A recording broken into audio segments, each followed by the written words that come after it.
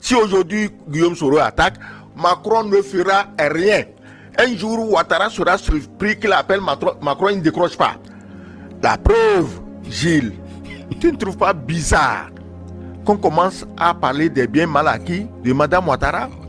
Quand la France veut abandonner un président, elle commence comme ça. Ils ont fait ça avec Mobutu.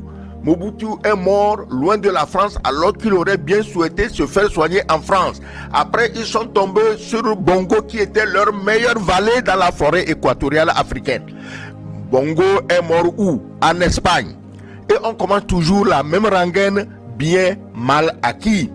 Aujourd'hui, le petit Bongo, 28 résidences, 28 propriétés en France que la France a kidnappées, a volées, qu'elle veut héberger les pauvres. Quels pauvres? Si les biens ont été volés aux Gabonais, ramène les biens aux Gabonais. Sinon, tu deviens un receleur et le gouvernement du Gabon a le droit de déposer une plainte en bonne et due forme contre le receleur Macron. Maintenant, on dit, on passe tout ça, on revient et on dit, ah, Madame Ouattara, bien mal acquis, on te rappelle une histoire sans fin de comment elle aurait géré les biens du vieux Oufette, ceci, cela, mais j'espère que Ouattara comprend le message. Toi, Ouattara, tu es trop puissant pour qu'on ose s'en prendre à ta femme alors que tu es encore président de la Côte d'Ivoire. Donc aujourd'hui, Guillaume Soro n'est pas le problème. Mais le fait que la France s'apprête à lâcher Ouattara, c'est là-bas qu'il y a problème. Et le premier signal de lâchage, c'est l'histoire de biens mal acquis. La France a toujours utilisé ça. Nous en avons l'expérience, nous avons les preuves.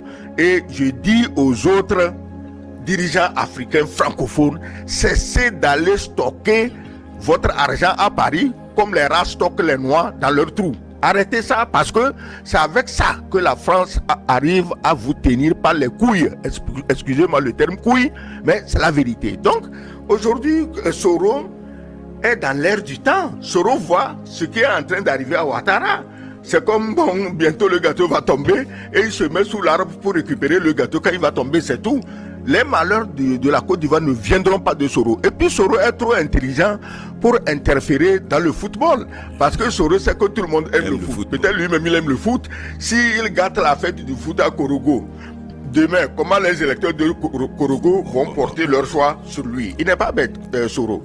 Donc c'est pour te dire que tout ce qui arrive à Ouattara, comme il a des gens autour de lui qui passent leur temps à gueuler, à insulter là, mais ils n'ont qu'à lui dire, mais monsieur le président, si votre femme est mêlée dans des histoires de bien mal acquis en France, c'est que votre fin, elle est à 2 ou 3 minutes